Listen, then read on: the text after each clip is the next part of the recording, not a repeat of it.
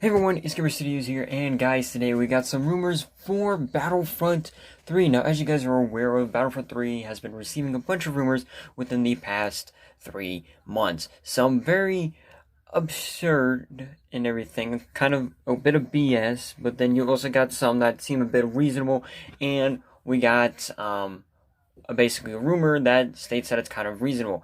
Now, this is coming from a Reddit user known as r/gaming leaks and rumors. Now, this person basically states that that this is another account and everything of what he's going to be doing from here on out, sharing information about Battlefront 3 in terms of rumors and everything. And honestly, it's actually kind of interesting on what he ends up stating, and he ends up talking about how Battlefront 3 is very early into development, and so early that some would say it isn't even being developed yet, which is something that we've actually been hearing a lot lately. And he ends up stating that the next Battlefield game is being basically made by EA and DICE, which is Battlefield 6, which is supposed to come out, I believe, this year. Now, we do know that. Now, we do know there has been talks about Battlefront 3 behind the scenes in terms of rumors and stuff, and this rumor states that it's the same thing going on. And he ends up basically stating that Battlefront 3 isn't even close to being complete. However, there have been discussions about creative directions and content that might possibly be featured. And he ends up stating that he's taken notes and everything about this, which we will head into here in just 1 second. So here's the first bullet point that he ends up giving us. There will not be a campaign or any sort of story like Battlefield has. This decision was made because of the mostly negative reception from the previous game, despite all of the resources spent developing it.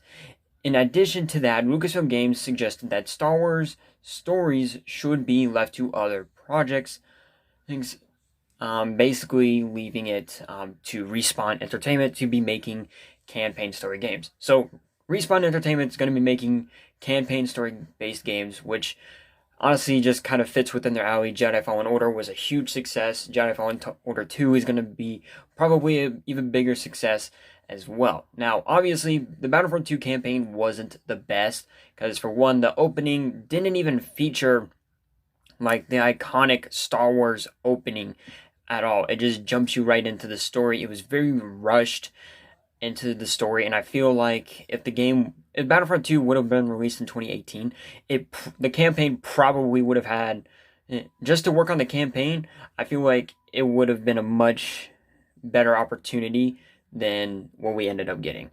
So the next bullet point that he ends up making, Battlefront 2 was made free on the Epic Games for multiple reasons. One reason was to see how much interest there was in the Battlefront franchise, basically, and how many people would stay. DICE can see very specific stats and activity for all players. Needless to say, EA knows there is a lot of interest for Star Wars games. Now, obviously, this is something that we know of, because for one, we're going to be getting a bunch of games from EA in the near future. We could possibly see a Rogue Squadron story with Respawn and Entertainment, and because of Patty Jenkins' Rogue Squadron. We could possibly see a sequel to Star Wars Squadrons, and you got the upcoming shooter game, which is going to be featuring EA's involvement. So the next bullet point that he gives off says DICE wants Battlefront 3 to be bigger than Battlefront 2 was on launch. So, except a release date far into the future, if I was to make... Okay, so he ends up stating that if he were to make a prediction, then he would guess late 2024, which honestly is a very rough thing, but I think from what he's going to give us, I think it's going to make a bit of sense. And he ends up going on saying that is the most likely reasonable time. But that is just my guess. No release date is planned. the next 2 bullet points that he gives off is that there will be a big like big vision for the post-launch for Battlefront 2 content. I don't know what the word is. Sorry guys. And they end up they're going to use content for the planned shows that are going to be coming in the future and other films. This game will have content from the 9 films and anything in between. Any canon material between Phantom Menace and The Rise of Skywalker is a fair game. Mandalorian, Rebels, Clone Wars, Solo, etc. Which obviously does make sense, and I feel like Rebels was a huge missed opportunity as well. I feel obviously a lot of people feel like Battlefront 2 should have lasted for at least another 2 years now. So he ends up making another point, and this actually sounds pretty exciting. Heroes, ships, vehicles, and classes will be back. However, there will be a system very different from the battle points. Now, obviously, we're not a huge fan of the battle point system. Obviously, if you guys remember, Battlefront 2005 did have somewhat of a system to where you would have to use certain extra characters like reinforcements. Like if I were to use a Wookiee warrior, I would have to get a certain amount of points to use that. And obviously, apparently, they're going to go with a different route than the battle point system. The next bullet point that he ends up stating is, when it comes to heroes, every faction will at least have a trio.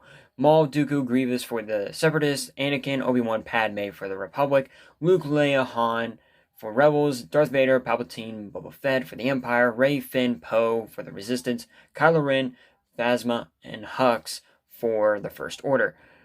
I think 18 is the minimum amount of heroes. Now, the fact that he mentions Poe and Hux in this, I think it does seem a bit weird. Now, we do know, there was some talk about Poe and Hux potentially being added into the game. I think it was one of the lead hero designers. Don't quote me on this, but I think he said that one of the ideas was adding Poe and Hux, and then it went to Hux and then Rose, and then they were just like, you know what, let's just drop the BB units.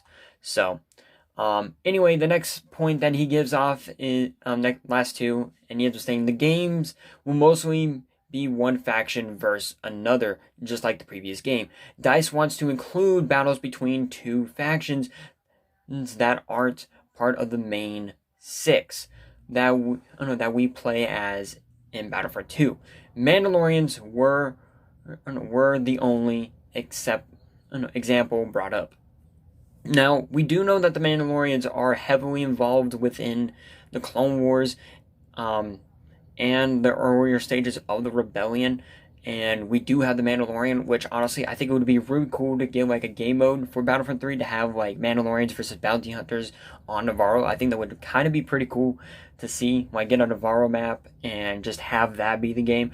I think that would be really cool to see. Now, obviously, a bunch of mods within the Battlefront 2005 community has actually been able to pull this off with a lot of older mods and everything, but with Battlefront 2 2017, there's been Mandalorian packs, which is really awesome, and a few Old Republic packs. Honestly, I think this would be really cool to get 2 different factions. So, anyway, guys, that is pretty much it. Now, obviously, do not take all of this factual. This is all rumors. None of this is confirmed. And I want to end this off with, he ends up stating that Battlefront 3, the trailer for Battlefront 3 will reveal the logo with the Empire Strikes Back theme. So anyway, guys, hope you guys enjoyed this video. Let me know what you guys thought about it, and I will see you all next time. Peace out.